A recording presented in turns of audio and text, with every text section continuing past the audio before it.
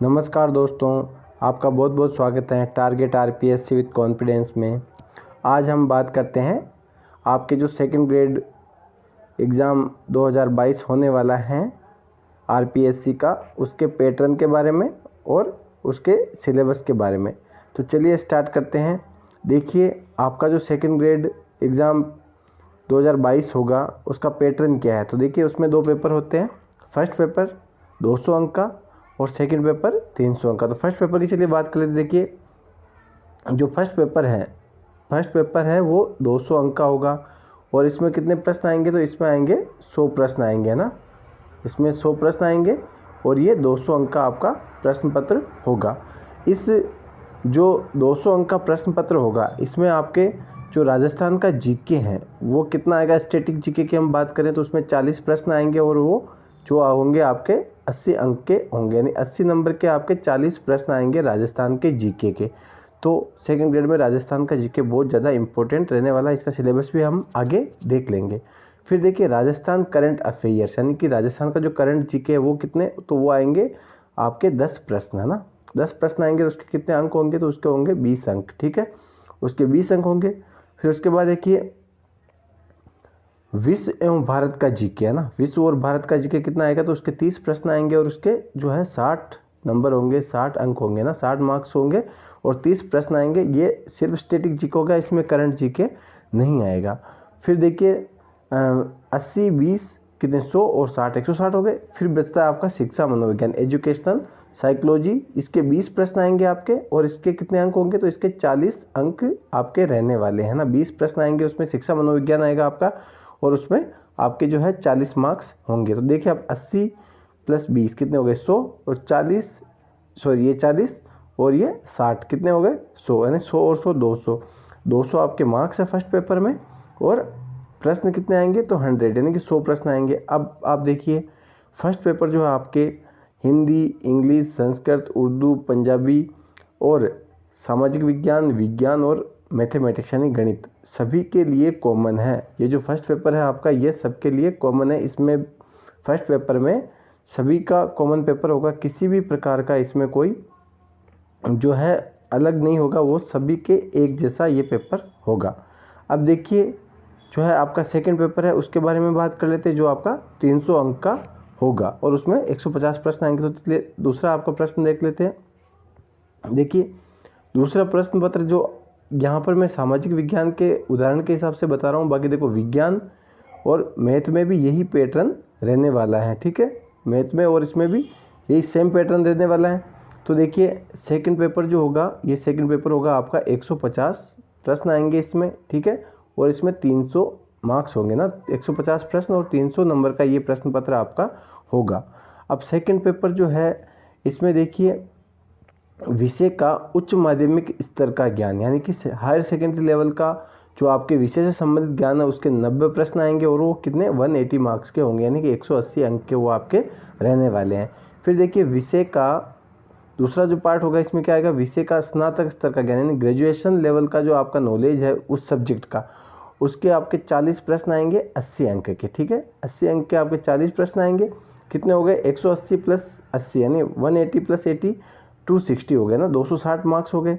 फिर इसके बाद देखिए, विषय की शिक्षण विधियाँ 20 प्रश्न है ना, विषय की जो शिक्षण विधियाँ उसके 20 प्रश्न आएंगे, उसके कितने मार्क्स हो जाएंगे आपके 40 मार्क्स उसके हो जाएंगे। तो देखो 260 और 40 कितने हो गए, तो ये हो गए आपके 300 मार्क्स, है ना। आपके कितने प्रश्न आएंगे 150 आपके ये प्रश्न हो गए, 300 आपके मार्क्स हो गए, ठीक है।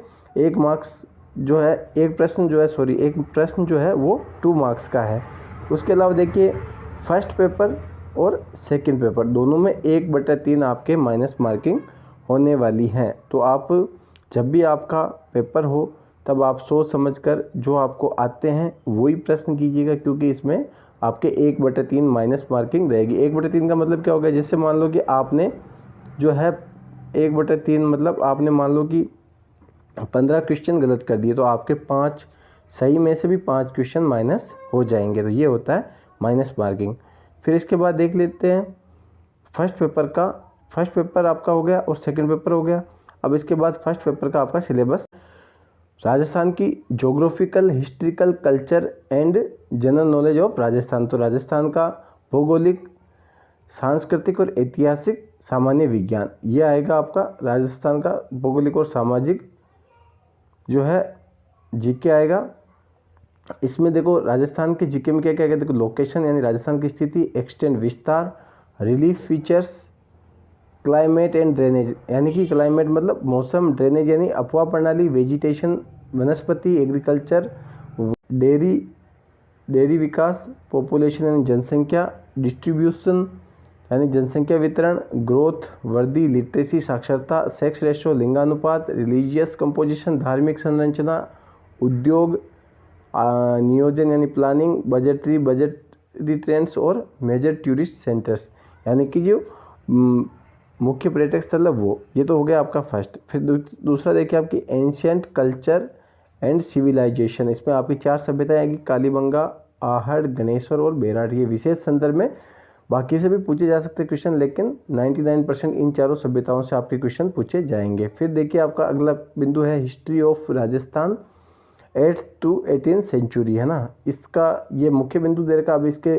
जो है उप बिंदु कौन कौन से उसमें देखते देखते है आपका गुर्जर प्रतिहार, ठीक है, गुर्जर प्रतिहार, फिर है चौहान और अजमेर, अजमेर के चौहान, पृथ्वीराज चौहान वगैरह आ जाएंगे, बिसलदेव वगैरह। फिर उसके बाद देखिए रिलेशन विथ दिल्ली सल्तनत, है ना, दिल्ली सल्तनत के साथ जो राजस्थान का क्या संबंध है, उसमें मेवाड़, रणथंभौर और जालोर का आ जाएगा। मेवाड़ का उस टाइम में कौन था, तो सर देखो रतन सिंह का नाम सबसे पहले आता, पद्मिनी और रतन सिंह वगैरह ना। रणथंभौर में आएगा आपके नाम किसका आएगा, तो हमीर का नाम आएगा, है ना, हमीर। और फिर जालोर में किसका आएगा, तो ये है कि जालोर में आएगा कानड़ देव, है ना, कानड़ देव, ठीक है, कानड़ देव का नाम आएगा।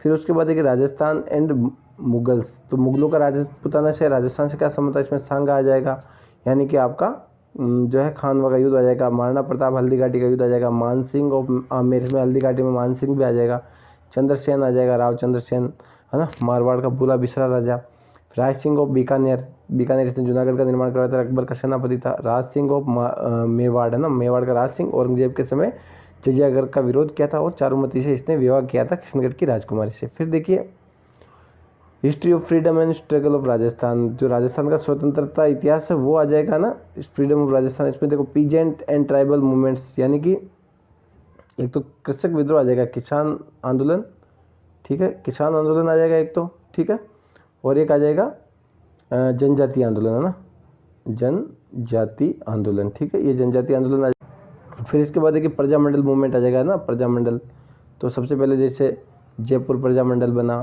ठीक है, फिर उसके बाद कौन बना, कोटा, इस प्रकार के सारे प्रजामंडल आंदोलन इसमें आ जाएंगे। फिर देखो इंटीग्रेशन ऑफ राजस्थान, राजस्थान का एकीकरण 7 चरणों में हुआ, तो उसके बारे में अपन विस्तार से पढ़ लेंगे। फिर उसके बाद आपका इसमें सिलेबस में role of women during the medieval and modern period, है ना, मध्यकाल में महिलाओं का क्या योगदान था, इसमें रानी पद्मिनी आ जाएगी, उसके अलावा कर्मावती आ जाएगी, ये सारी आ जाएगी, चारुमती वगैरह, हाड़ी रानी आ जाएगी, और आधुनिक जो जैसे मान रतन शास्त्री हो गई, किशोरी देवी हो गई, ये सारी चीज़। सोसाइटी एंड रिलीजन, है ना, समाज और धर्म, तो इसमें देखिए आ जाएगा आपके लोक देवता और लोक देवियाँ ना, इसमें आपके रामदेव जी, तेजा जी सारे आ जाएंगे। संत ऑफ राजस्थान, राजस्थान के जितने भी लोक संत हुए इसमें देखिए आपके रामचरण महाराज आ जाएंगे ना, संत रामचरण आ जाएंगे, जाम्बोजी आ जाएंगे ना, रामचरण जाम्बोजी वगैरह ये सब आ जाएंगे आपके, ठीक है। फिर इसके बाद देखो architecture and temples of forts and places, आपके किले, दुर्ग और महल आ जाएंगे। पेंटिंग्स आ जाएगी, वेरियस स्कूल जैसे कि मेवाड़, ठीक है, मेवाड़, ठीक है, मारवाड़, ये सारे आपके आ जाएंगे। फिर उसके बाद फेयर एंड फेस्टिवल्स, मेले और त्यौहार आ जाएंगे। Customs and dresses and ornament, गहने और प्रथाएं और कपड़े आ जाएंगे। फिर उसके बाद फोक म्यूजिक यानी कि लोक संगीत और लोक नृत्य आ जाएंगे। लैंग्वेज एंड लिटरेचर, राजस्थानी भाषा और साहित्य आ जाएगा। फिर उसके बाद देखिए ऑफिस ऑफ गवर्नर यानी राजस्थान का राज्यपाल, role and functions of chief minister and cabinet, state secretary and chief secretary, है ना, देखो मुख्यमंत्री और राज्यपाल के बारे में आ गया, कैबिनेट के बारे में आ गया, है ना, सचिवालय और मुख्य सचिव, organization and role of Rajasthan public service commission and state human right commission and panchayati raj in Rajasthan, ये सारा राजस्थान का आएगा। फिर इसके बाद राजस्थान का करंट अफेयर्स, तो करंट अफेयर्स में देखिए major current issues happening state level, Rajasthan में जो भी मुख्य घटनाएं होती है उन सब के बारे में आ जाएगा। फिर socio economic, political, games and sports, यानी लगभग ये मान लो कि राजस्थान का जो भी करंट अफेयर्स है वो अपने को पढ़ना पड़ेगा और उसके 10 क्वेश्चन आएंगे और 20 मार्क्स के वो होंगे, तो बहुत ज़्यादा इंपॉर्टेंट रहने वाले हैं। मैं सब करवा दूंगा, आपको टेंशन मत लीजिए। फिर इसके बाद देखिए जो आपका है, इसमें देखिए general knowledge of world and India ना, भारत और विश्व का जीके। इसमें देखो कॉन्टिनेंट्स आ जाएंगे आपके, यानी कि महाद्वीप है ना, महाद्वीप आ जाएंगे, महाद्वीप, ठीक है। फिर उसके बाद एक ओशंस एंड देयर कैरेक्टरिस्टिक है ना, समुद्र और उनकी विशेषताएं आ जाएगी, समुद्र और विशेषताएं आ जाएगी। ग्लोबल विंड सिस्टम, यानी कि जो हवाएं हैं, विश्व की हवाओं के बारे में ना, हवाएं। फिर उसके बाद देखो पर्यावरण समस्याएं है ना, पर्यावरण समस्या हो जाएगी। ग्लोबल स्ट्रेटजीज, वैश्विक रणनीतियाँ, पर्यावरण के बारे में जो वैश्विक रणनीतियाँ क्या क्या बनाई गई है उनके बारे में ना, वैश्विक रणनीतियाँ, ठीक है। फिर इसके बाद देखिए ग्लोबलाइजेशन एंड इट्स इम्पैक्ट है ना, ये देखो कि भाई ग्लोबलाइजेशन का क्या इफेक्ट पड़ा, population and their trends distributions, यानी कि विश्व की जनसंख्या और उसका वितरण वो किस प्रकार से प्रभावित करता है। इंडिया एंड यूएनओ, भारत और यूएनओ में भारत की क्या भूमिका है। Major trends of environmental policies, international policies है ना, अंतर्राष्ट्रीय जो भी नीतियाँ बनती है उसके बारे में, with special reference globalisation and nuclear नॉल जो है परमाणु प्रसार संधि है उसके बारे में मुख्य बातें अपने को करनी है। फिर उसके बाद देखिए लोकेशन एंड इट्स एडवांटेज, जो भारत की जो लोकेशन है उसके क्या क्या लाभ है उसके बारे में। मानसूनल सिस्टम, मानसून तंत्र, फिर ड्रेनेज, भारत का अपवाह तंत्र एंड उसकी विशेषताएं। Changing patterns of the agriculture, कृषि का बदलता परिवेश और उद्योगों का बदलता परिवेश। नेशनल इनकम, राष्ट्रीय आय, इसका कॉन्सेप्ट एंड ट्रेंड्स। पॉवर्टी, गरीबी रिडक्शन स्कीम्स, यानी गरीबी से को कम करने वाली जो योजना है वो। Features of India foreign policy and Nehru contribution it's making, Bharat की जो विदेश नीति है उसकी विशेषताएं और नेहरू का इसमें क्या योगदान था उसके बारे में पढ़ना। फिर उसके बाद देखिए major landmarks in constitutional history of India with the special reference of government of India act 1919 and 1935 है ना, जो भारत का जो संवैधानिक इतिहास है उसके बारे में अपने को पढ़ना। और स्पेशल रेफरेंस किसका था, 1919 भारत शासन अधिनियम 1919 और भारत शासन अधिनियम 1935 को ध्यान में रखते हुए। फिर Gandhi's contribution and national movement है ना, राष्ट्रीय आंदोलन में गांधी जी का क्या योगदान था। 1919 से 1947 वाला जो एरा है गांधीयन एरा, वो पूरा अपने को पढ़ना है। फिर उसके बाद देखिए Ambedkar and constitution making salient features in Indian constitution, भारतीय संविधान की प्रमुख विशेषताएं और जो अम्बेडकर का क्या योगदान है उसके बारे में पढ़ना है। फंडामेंटल राइट्स है ना, मौलिक अधिकार, duties and directive principles of state policy है ना, मौलिक कर्तव्य और नीति निर्देशक तत्व। Office of Indian president and prime minister, राष्ट्रपति और प्रधानमंत्री के बारे में पढ़ना है। India's federal system and major political parties, Bharat का जो संघवाद है, संघवाद के बारे में पढ़ना है। और भारत के जो प्रमुख राजनीतिक दल हैं उनके बारे में पढ़ना है ना, राजनीतिक दलों के बारे में अपने को पढ़ना है। फिर इसके बाद देखिए फिर लास्ट में अपने पढ़ता है बचता है कौन सा, तो लास्ट में अपने पास बचता है एजुकेशनल साइकोलॉजी है ना, ये बहुत ज़्यादा इंपॉर्टेंट है। इसमें ज़्यादा कुछ पढ़ने का होता नहीं है, लेकिन अपने लिए बिल्कुल नया सब्जेक्ट है। क्योंकि देखो जो अपने बीएड करते ज़्यादातर विद्यार्थी तो किस हिसाब से करते हैं हम सभी जानते हैं, तो ज़्यादातर इसको पढ़ नहीं पाते। और ये काफ़ी हद तक आपकी मेरिट डिसाइड करता है। 40 मार्क्स होते हैं, 20 क्वेश्चन आते हैं और फैक्ट टू फैक्ट होते हैं, कोई दिक्कत नहीं है। तो इसमें देखिए पहला देखिए एजुकेशनल साइकोलॉजी है ना, शिक्षा मनोविज्ञान क्या है इसके बारे में, इट्स मीनिंग, इसका अर्थ, स्कोप, क्षेत्र क्या है, implications for teacher in classroom situations, भाई जो भी अध्यापक है वो कक्षा कक्ष में इसका किस प्रकार से प्रयोग कर सकता है। वेरियस साइकोलॉजिस्ट है ना, जो मनोविज्ञानी उनके बारे में और उनका जो है शिक्षा के क्षेत्र में क्या योगदान था उसके बारे में अपने को पढ़ना होता है।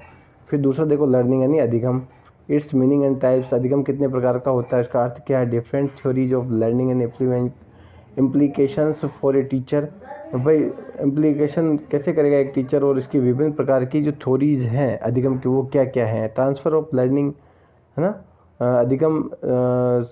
अधिगम स्थानांतरण कैसे होता है, factor affecting learning, constructivist learning है ना, सीखना, ये सब। और उसके बाद देखो तीसरा 2 पॉइंट हो गए अपने, तीसरा है डेवलपमेंट ऑफ लर्नर है ना, जो है अधिगम का विकास और physical, emotional, social development of a child and individual concept of development, ये सारी चीज़ें हो गई। चौथा देखो पर्सनैलिटी है ना, व्यक्तित्व, तो meaning, theories and assessment, adjustment and mechanism of male adjustment, यानी व्यक्तित्व का अर्थ क्या है, व्यक्तित्व की कौन कौन से सिद्धांत हैं और व्यक्तित्व का जो है मापन कैसे किया जाता है, एडजस्टमेंट, समायोजन और इसका जो है प्रभाव और को समायोजन क्या होता है। देखो फिर पांचवा अपना पॉइंट है वो कौन सा है, इंटेलिजेंस एंड क्रिएटिविटी, है ना, बुद्धिमत्ता और रचनात्मकता। तो मीनिंग, बुद्धिमत्ता क्या मीनिंग है, कौन कौन से इसके सिद्धांत है, सीखने में इसकी क्या भूमिका है, इमोशनल इंटेलिजेंस यानी कि भावनात्मक बुद्धि वो क्या, संवेगात्मक बुद्धि क्या है, इसका जो क्या सिद्धांत है और उसकी प्रैक्टिस क्या है, ह्यूमन कॉग्निशन यानी मानव संवेग क्या है। फिर देखो मोटिवेशन यानी अभिप्रेरणा, ठीक है, मीनिंग इसका अर्थ क्या है, role of process of learning, सीखने में इसकी क्या भूमिका, और अचीवमेंट्स, मोटिवेशन, उपलब्धि, अभिप्रेरणा क्या है। फिर सातवां अपना पॉइंट है इंडिविजुअल डिफरेंसेज, है ना, व्यक्तिगत विभेद क्या होते हैं, मीनिंग एंड सोर्स, इसके क्या अर्थ हैं और इसका जो क्या सोर्स है ना। फिर इसके बाद education of children in special needs, विशेष आवश्यकता वाले बच्चों में शिक्षा किस प्रकार दी जाए, gifted and talented students, learners and deficiency, जो उपहार वाले बच्चे हैं मतलब जो टैलेंटेड बच्चे हैं और जो स्लो धीरे सीखने वाले जो अभावग्रस्त हैं उनके बारे में किस प्रकार से उनको एजुकेटेड किया जाए। फिर उसके बाद एक आठवां देखिए development and implications of the education, self concept, attitude, interest, habits and aptitudes, ये सारे आपके एजुकेशनल साइकोलॉजी से संबंधित आपके सारे चैप्टर हो जाएंगे। तो देखिए हम देख सकते हैं, देखिए अपने जो भी हमने अब तक देखा है, देखो ये अपना एजुकेशन साइकोलॉजी हो गया, फिर ये आपका भारत और विश्व का जीके हो गया सेकंड ग्रेड का, फिर ये राजस्थान का जीके है, उसमें आपके जो है भौगोलिक जीके, भौगोलिक भी है, ऐतिहासिक भी है, कल्चरल भी है, राजस्थान इतिहास और संस्कृति सारे आ जाएंगे। फिर उसके बाद देखो सामाजिक विज्ञान या फिर सेकंड पेपर जो आपका होगा वो 150 प्रश्न 300 मार्क्स के होंगे, है ना। उच्च माध्यमिक स्तर का जो है ज्ञान उसके 180 नंबर के 90 प्रश्न आएंगे, स्नातक स्तर के ज्ञान के 40 प्रश्न आएंगे 80 अंक के, है ना, 80 मार्क्स के, और जो इसकी शिक्षण विद्या वो 40 अंक की आएगी। कुल 300 मार्क्स का ये पेपर होगा और 150 इसके क्वेश्चन आएंगे। फिर देखिए फर्स्ट पेपर सबके लिए कॉमन है, ठीक है, 200 मार्क्स होंगे इसमें और 100 जो है आपके प्रश्न आने वाले, इसमें 100 प्रश्न आएंगे, 100 प्रश्न और मार्क्स कितने होंगे, तो ये 200 मार्क्स आपके रहने वाले, इसमें 100 प्रश्न आएंगे और 100 प्रश्न 200 मार्क्स। और राजस्थान का जीके इसमें बहुत ज़्यादा इंपॉर्टेंट है, 100 मार्क्स का होगा, जिसमें 80 स्टैटिस्टिक जीके और 20 नंबर का जो आपका जीके है वो करंट जीके है। उसके अलावा विश्व और भारत का जीके 60 अंक का 30 प्रश्न आएंगे और शिक्षा मनोविज्ञान आपके 20 प्रश्न आएंगे, 40 अंक की होगी। तो उम्मीद करता हूँ आपको ये सारी जानकारी पसंद आई होगी। अगर ये आपको जानकारी पसंद आई और आप मेरे साथ जो है सेकंड ग्रेड की फर्स्ट और सेकंड पेपर की पूरी तैयारी करना चाहते हैं तो जल्दी से चैनल को सब्सक्राइब कर लीजिए, लाइक कर दीजिए, शेयर कर दीजिए अपने दोस्तों के साथ, ताकि सबको फ़ायदा हो सके। वीडियो देखने के लिए बहुत बहुत धन्यवाद। मेहनत करते रहिए, जल्दी ही एग्ज़ाम आने वाला है, मेहनत करते रहिए, सफलता आपको अवश्य मिलेगी। जय हिंद, जय भारत।